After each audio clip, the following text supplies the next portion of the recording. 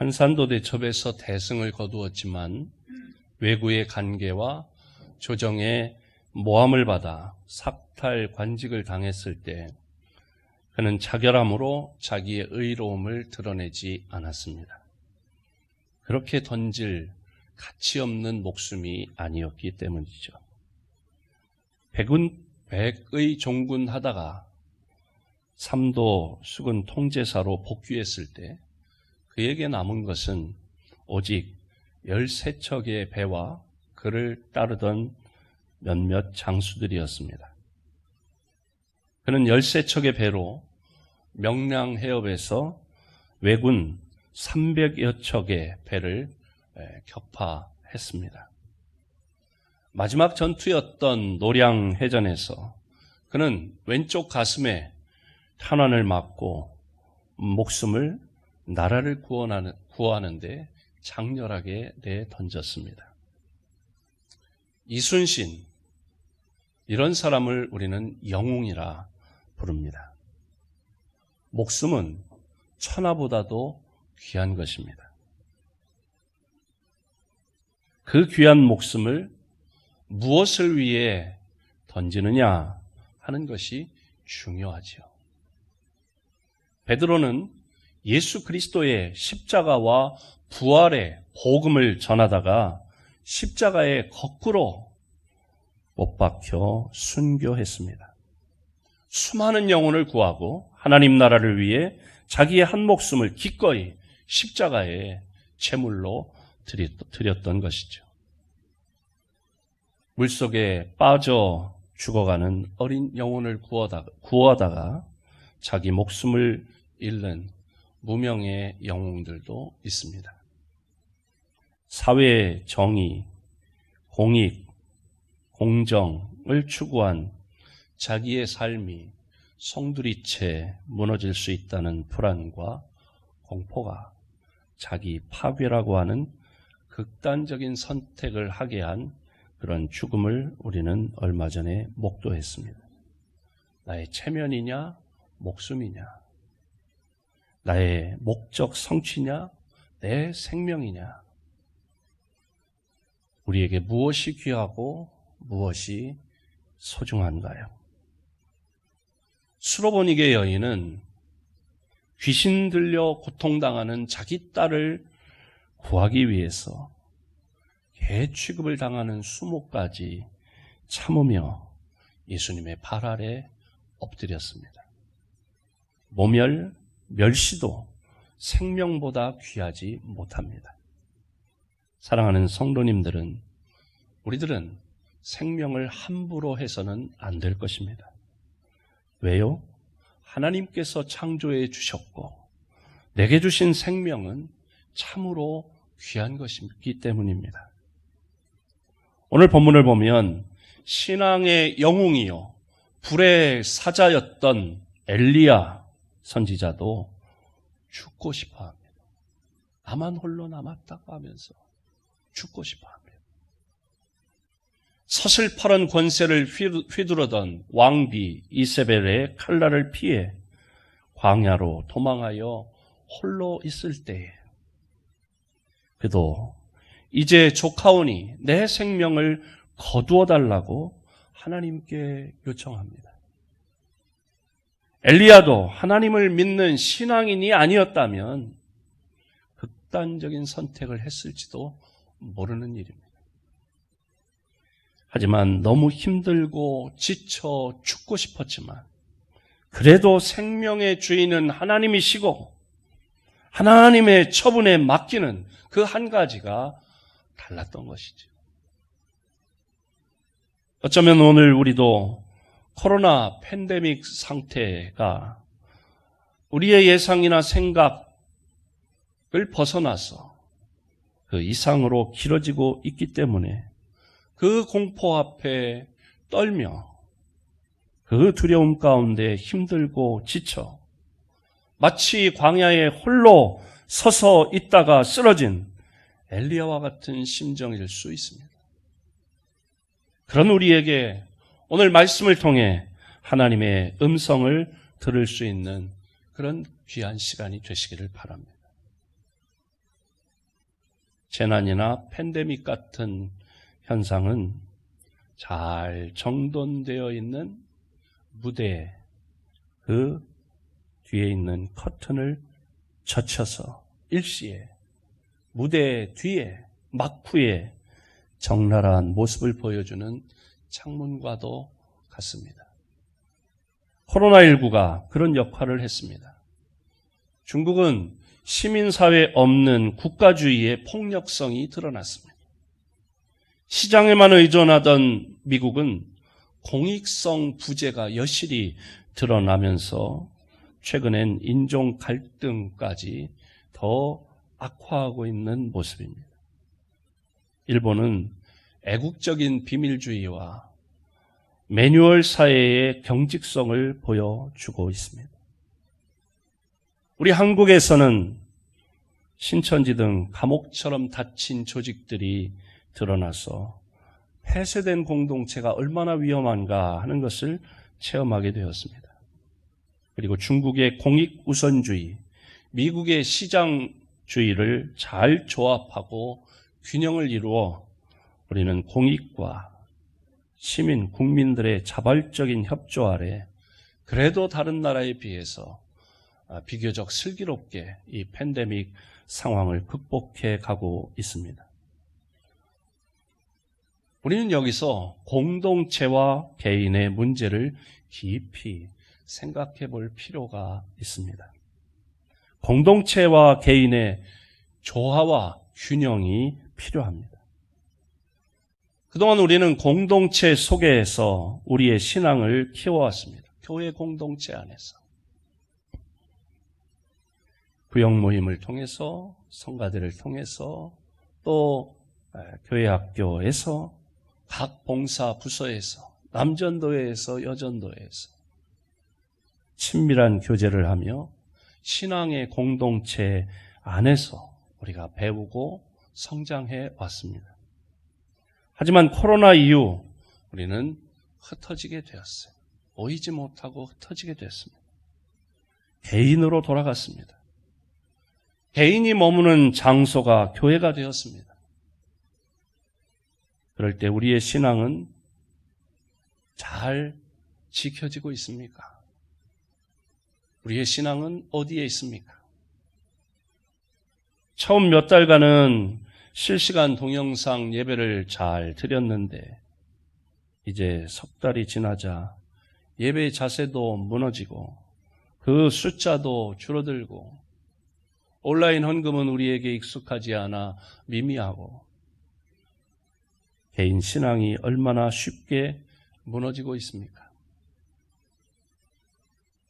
한국교회는 그동안 교회 건물로 그리고 프로그램으로 많은 성도들을 모으는 데 집중해 왔습니다. 건물만 잘 건축하면, 프로그램만 좋으면 성도들이 모였습니다. 건물이 전도하고 프로그램이 정착시켰다 할 수 있을 것입니다. 하지만 코로나19는 모여든 성도들을 세상 속으로 파송했습니다. 코로나는 우리를 광야로, 홀로 있는 광야로 내몰았습니다. 그 세상 속에서 과연 우리 크리스찬들은 내가 하나님의 자녀라고 하는, 성도라고 하는, 크리스찬이라고 하는 자기 정체성을 지키며 살아남느냐, 잘 살고 있느냐 하는 것입니다. 코로나19로 우리의 신앙의 민낯이 여실히 드러나고 있습니다. 내 신앙의 내공이 어느 정도인지 나타나고 있습니다. 그래서 모기에 열을 올렸던 한국 교회의 부실한 그런 실상이 드러났습니다. 여러분, 선교사는 이제 선교사로 선발되고 파송이 되면 아무도 없는 광야 같은 곳으로 파송을 받아 갑니다. 거기엔 예배드릴 장소도 없습니다. 함께 신앙생활할 그런 성도들도 반겨주는 사람도 없습니다. 언어도 다르고 문화도 다른 곳입니다. 그냥 비행기 타고 내려서 갔는데 뚝 떨어졌는데 어디를 가야 되지? 누구를 만나야 되지? 무엇부터 해야 될까? 막막한 것이죠. 그래서 외롭고 쓸쓸합니다. 그가 있는 곳이 교회고 그가 머무는 곳이 예배의 장소인 것입니다. 그런데 그곳에서 예배를 안 드려도 누가 뭐라 하지 않습니다.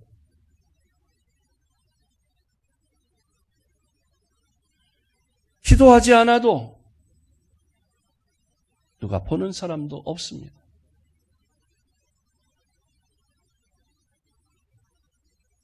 그러나 잘 훈련된 선교사는 그 광야 같은 곳에 홀로 내던져져 있는 가운데 그 고독 속에서 자기의 신앙을 지키고 유지하고 그가 있는 곳에서 예배하기 시작하고 함께 예배할 사람들을 만들어서 교회를 세워갑니다. 저는 1998년도 4월 12일 부활절 날 교회 창립 예배를 경상북도 구미 바로 옆에 북삼이라고 하는 데서 교회를 개척했어요. 저는 경상도에는 사돈의 8촌도 없었어요. 아는 사람이 없어요. 그곳에 가니까 말이 다른 나라 말이더라고요. 신라 말을 쓰더라고요. 억양이 다르고 또 액센트가 다르고 발음이 달라요. 처음에 우리 그때는 백동열은 없었고 백나리 백나경과 반주자는 있었어요. 조진이 사모라고 반주를 하고 그렇게 첫 예배를 드리고 또 공사를 충북교회 안수 집사님인데 거기 와서 공사를 맡아 했던 문 집사님과 함께 그렇게 예배를 드리기 시작했습니다. 바로 교회 옆에 울산 아구찜 집에 가서 식사를 하고 전도를 했어요. 그 부부가 교회 나오고 그 자녀들 셋이 교회에 나옵니다. 슈퍼에 가도 전도를 하고 세탁소에 가도 전도를 하고 남의 얘기니까 아멘도 안 하는군요. 마스크 때문에 아멘이 안 나오지요. 식육점에 거긴 정육점이라 안 하고 식육점이라고 하더라고요. 식육점에 가서 전도하고 그러니까 그냥 전도하러 가기도 하지만 생활 가운데 접촉하는 사람들과 전도하는 거예요. 심지어는 여러분 홀딱 벗고도 전도해 봤어요. 여러분 한번 전도할 때 홀딱 벗고 전도해 보셨어요? 아니 평소에 입구도 안 하는데 뭐 홀딱 벗고야 해봤겠어요? 어떻게 홀딱 벗고 전도를 합니까? 목사님 미쳤습니까? 미쳤어요. 네. 목욕탕 가니까 뭐 탕 안에는 홀딱 벗고 들어가지 입고 들어가나요? 이렇게 보니까 어떤 어르신이 혼자 오셨어요. 그래서 어르신 등 미셨어요? 혼자 오셨는데 등을 어떻게 밀었겠어요? 제가 등 밀어드릴게요. 이렇게 쳐다보니 그러라고. 그 어른 전도했어요. 그랬더니 그 부인과 함께 나오셨어요. 얼마 지나서 그 따님이 서울에 사는데 따님이 저를 찾아왔어요. 목사님 너무 감사해요. 누구세요? 아무개 딸이라고, 큰딸이라고. 저는 서울의 장로교회 목사 사모라고. 자기 북삼 장로교회라고 100년 넘은 그런 장로교회 자기는 어렸을 때 다녔는데 엄마 아버지를 전도하기 위해 구원하기 위해서 그렇게 기도했는데 안 됐다. 계속 기도해왔다. 그런데 목사님이 전도해 주셔서 너무 감사하다. 그렇게 이제 교회를 세워갔던 그런 경험들이 있어요. 그래서 한 사람 한 사람 그렇게 세탁소 집 조정원 씨도 나와 세례받고 집사가 되고, 또 식육점 염연아 집사님도 남편과 함께 나오고, 그렇게 교회를 세워갔던 경험들이 있어요. 모세도 미디안 광야에서 살아남았고, 세례 요한도 광야에 외치는 소리로 살았습니다. 다윗도 광야에서 다듬어지고 훈련되었습니다. 이들은 광야에서 선교사로 살았던 것이죠. 홀로 있었지만 자기의 믿음을 지킬 뿐만 아니라 선교사로 살았던 것입니다. 이제 우리는 모이는 것에 열심히던 데서 세상 속으로 파송하는 교회로서의 새로운 그런 모델을 찾아야 할 때입니다. 우리 성도들 한 분 한 분은 이제 내가 살고 있는 삶의 현장 속에서 선교사가 되어야 합니다. 모든 성도가 교회도 못 가고 목사님 답답해 죽겠어요, 그렇게 말씀하는데, 그 삶의 현장에서 모일 수 없는 상황 가운데서도 내 믿음을 지키고 기도 생활을 게을리하지 않고 말씀을 가까이 하고 기회만 된다면 영상으로라도 하나님 앞에 예배하는 일, 우리가 잘 지켜나가야 할 줄로 믿습니다. 코로나19를 통해 하나님은 우리에게 이런 사명을 던져주고 있는 것입니다. 건물이나 프로그램, 또 목회자에게 집중되었던 그런 것 내려놓고 나 스스로 세상 속에서 내 삶의 현장에서 선교사가 돼서 내 신앙을 사수하고 거룩한 예배자로 우뚝 설 뿐만 아니라 사람을, 주변에 있는 가족, 친구, 이웃, 직장 동료를 변화시킬 수 있어야 하겠습니다. 2018년도 통계청 인구 센서스, 인구 주택 총조사에 의하면 우리나라 가구의 약 30%가 1인 가구입니다.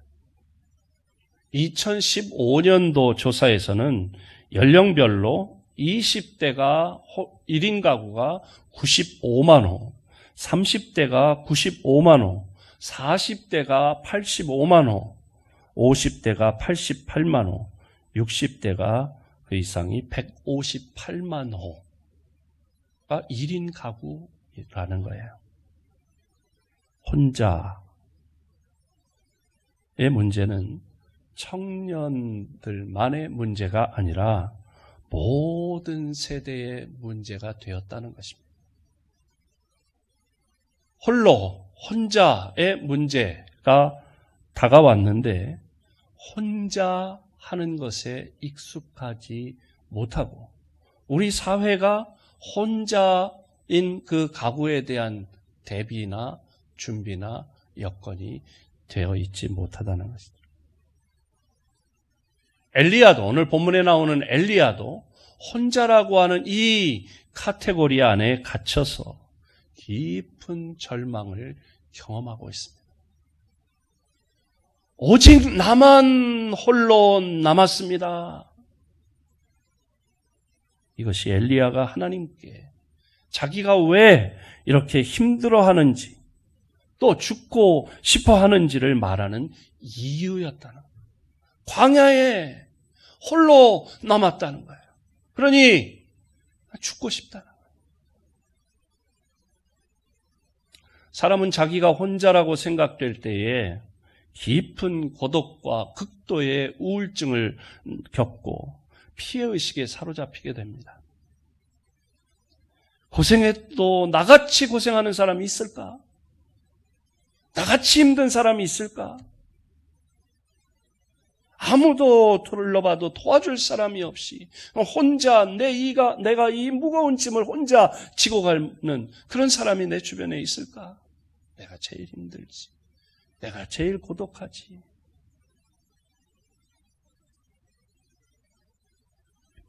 엘리야와 같은 신앙의 영웅도 로뎀나무 아래서 홀로 아파하고 좌절하고 죽고 싶어 하고 있습니다. 하지만 엘리야가 모르는 것이 하나 있었습니다. 엘리야 말고도 바알에게 무릎 꿇지 아니한 7,000명이 남아 있었다는 것. 그리고 더 중요한 것은 하나님이 엘리야와 함께 하고 계시다는 것.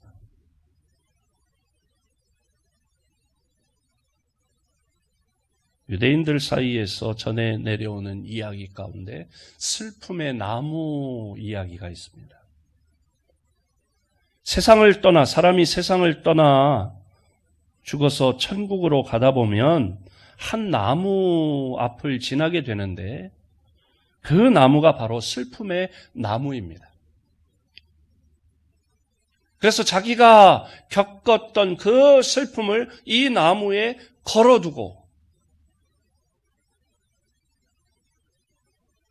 그리고 이 나무를 이렇게 살펴보는 거예요. 살펴보고 다른 사람이 걸어둔 그런 슬픔들을 살펴보는 거예요.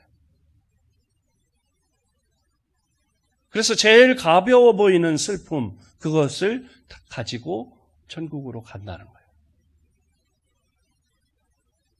그런데 이것도 살펴보고 저것도 살펴보고 또 다른 것도 이렇게 자세히 살펴보고 그리고 마지막으로 이제 하나 골라서 다시 짊어지고 가는데 천국으로 가는데 모두가 다 처음에 자기가 벗어났던 그 슬픔을 다시 가지고 간다는 거예요. 왜? 이것만이 내가 그래도 감당할 수 있는 것이구나.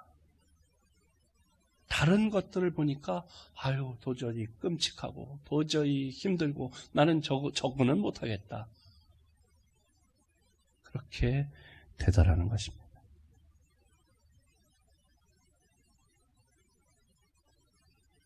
힘들고 슬픈 일이 많아도 내게 주신 삶이 가장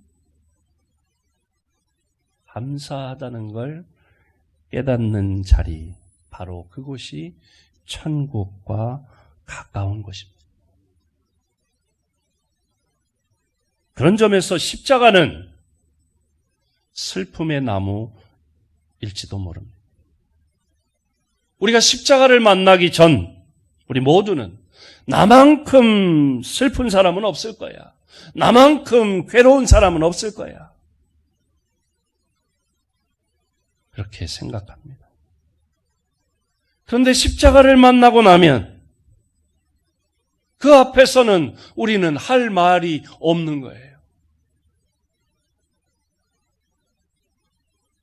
오히려 나의 슬픔은, 나의 괴로움은, 내 이 짐은 은혜의 샘터가 됩니다. 코로나는 우리에게 홀로 광야에 홀로 던진 것과 같은 그런 숙제를 주었습니다. 우리는 어떻게 이 혼자의 문제를 극복할 수 있을까요? 하나님은 광야에 홀로 서서 있는 엘리야에게 찾아와서 그를 어루만지시고 그를 위로하시고 세미한 음성을 들려주십니다.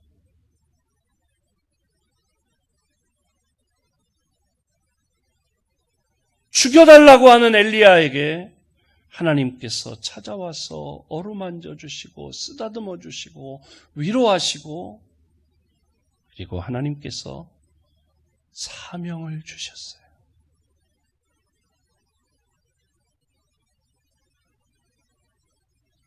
여러분, 사명의 회복이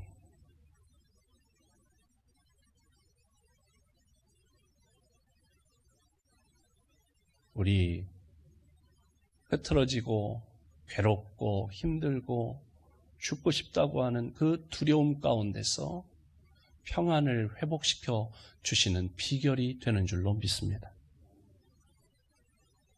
엘리야에게 주신 사명은 무엇입니까?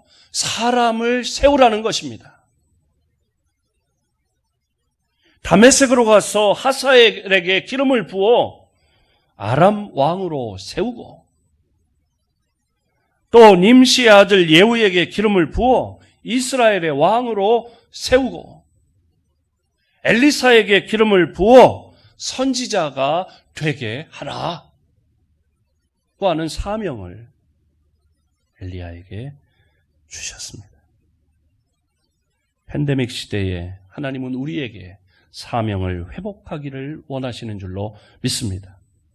우리 성도들은 세상 속에서 혼자의 자리에서 무너지지 말고 홀로 있다고 외롭고 괴롭고 두렵고 우울증에 걸려 답답해하고 죽고 싶다고 하지 말고, 그곳이 어디든지 예배를 세워나가고 기도를 회복하고 말씀을 회복하고 교회를 세워나가는 선교사가 되어야, 가정의 교회, 일터의 교회, 내가 혼자 운전하고 있으면 이 자동차 안이 교회가 되는 거예요.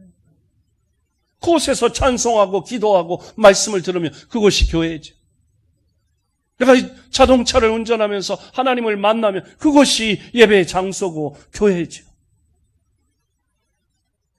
혼자서 영상으로 드리는 예배 속에서도 가장 아름답고 은혜가 넘치는 예배가 되도록 해야 합니다. 예배 시간이 되었는데 여러분, 이렇게 성전에 나올 때는 옛날 표현으로 하면 의관 정제하고 옷을 갖추고 갓을 쓰고 그런 것처럼 이렇게 갖추어서 나와서 예배 드리잖아요. 집에서 영상으로 예배 드리실 때도 성전에 나와 예배 드리는 것처럼 그렇게 옷도 그냥 편안하게 잠옷바람으로 말고 옷도 갖추어서 입고, 시간도 이렇게 시간에 맞추어서, 예배 시간에 맞추어서 나와 예배 드리는 것처럼 예배 시간이 되었으면 그 전에 5분 전부터 이렇게 영상이 켜지고 찬양 반주가 나오면 그때부터 묵상하고 자세도 고쳐 앉고 예배를 드려야 되지 않겠어요? 예배 시간인지 아닌지도 몰라가지고 그냥 훌렁 지나가고, 너무 편안한 복장과 자세로, 흐트러진 자세로 예배 드리지 말고, 성전에 안 가니까 헌금은 안 해도 그만. 아니요, 헌금도 잘 준비했다가 구별하여 주님 앞에 드리고 흔들림이 없어요. 이런 믿음, 이런 신앙을 우리는 세워나가야 하고, 우리 각자는 그런 신앙인이 되어야 할 줄로 믿습니다. 문제는 조화와 균형입니다. 공동체 신앙과 개인 신앙의 조화와 균형이 필요합니다. 우리 민족의 독특한 기질, 부인하고 싶은 그런 기질이 있는데요. 스포츠도 혼자 하는 종목은 금메달이 많은데 같이 하는 종목은 좀 약해요. 금메달이 적게 나와요. 나는 잘하는데 함께 하지는 못합니다. 선교지에서도 보면 이런 민족성이 그대로 드러나는 경우가 많습니다. 한국인 선교사들은 전 세계 어느 나라의 선교사보다 탁월합니다. 뛰어납니다. 서구 선교사가 하지 못하는 일을 척척 한국 선교사들은 다 해냅니다. 북치고 장구치고 모든 것을 혼자 다 해냅니다. 슈퍼맨 같습니다. 그런데 한 가지 잘 못하는 게 있는데 그게 바로 협력 사역입니다. 선교사들끼리 협력해서 사역하는 걸 못해요. 내 영역을 침범하지 못하도록 탁 담을 치고 때로는 회방하고 훌륭하게 아주 열심히 사역하고 열매가 많은 그런 선교사들이 은퇴 무렵이 되면, 은퇴하고 나면 그 선교지가 무너지는 경우가 많아요. 왜? 키워내질 못했어요. 바톤을 넘길 후임 선교사를 미리 와서 언어를 습득하고 문화에 적응하고 그리고 사역의 이 장을 잘 이렇게 살펴보고 알고 그리고 나서 바톤을 딱 은퇴할 때 넘겨줘야 되는데 그렇지 못한 경우가 많습니다. 그런데 서구 선교사들의 탁월한 점은 개개인은 조금 부족할지 몰라도 협력 사역을 잘한다는 거예요. 인수인계가 잘 된다는 거예요. 개인 신앙을 강조한다고 공동체의 신앙을 무너뜨려서는 안 되겠죠. 우리는 공동체를 떠나서는 존재할 수 없습니다. 교회가 무엇입니까? 한 지역교회에 출석하는 성도 한 사람 한 사람이 모여 그리스도의 몸을 이룬 것이 바로 교회입니다. 공동체 신앙과 개인 신앙이 잘 조화되어야 합니다. 우리가 제한 없이 자유롭게 그렇게 모일 수 있을 때는 함께 협력하고 그래서 주님의 몸된 교회를 공동체를 세워가고 함께 힘을 합해 주님의 일을 감당해 내야 합니다. 그렇지 못하는 상황이 되었을 때에는 같이 모이지 못하니까 개인의 신앙이 무너지고 경건 생활은 제대로 하지 못하고 믿음이 퇴보할 게 아니고 잘 모이지 못할 때에도 개인적으로 성경 말씀을 읽고 묵상하고 큐티하며 내 삶에 적용하고 또 말씀을 통해 주시는 은혜를 따라 기도하고 그 말씀에 순종하여 살아내고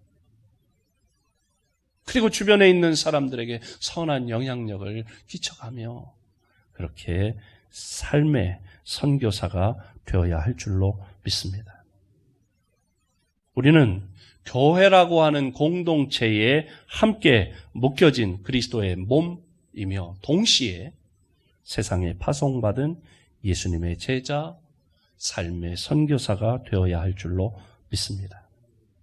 광야 같은 세상에서 홀로 있다고 외로워하거나 고독해하지 말고 영상으로 예배하며 주님을 만나고 수요 기도회에 2번 온전한 영상 예배를 드렸는데 그 가운데서도 함께 통성으로 기도하고 그런 가운데 주님이 역사하시는 줄로 믿습니다. 이렇게 영상 예배를 드리고 나면 어떤 장로님 또 어떤 권사님 집사님 전화가 와요. 목사님 오늘 말씀 시원하게 잘 들었어요. 아주 가슴이 시원해요. 목사님 은혜 받았어요. 목사님 건강하세요. 그렇게 댓글로만 이렇게 반응하는 게 아니라 전화로도 이렇게 반응하시는 그런 장로님, 권사님, 집사님들이 계십니다. 그렇게 성전에 직접 나와 함께 예배하지 못하더라도 화면을 통해 조그마한 휴대폰 화면을 통해 예배하는 가운데서도 성령께서 이곳에서나 여러분 지금 그 자리에서나 동일하게 역사하시는 줄로 믿습니다. 방에 홀로 서서 외로워하지 마세요. 주님이 함께 하십니다. 주님을 만나고 훈련되어져 더 단단한 믿음의 사람들이 되시기를 주님의 이름으로 축복합니다. 하나님 감사합니다.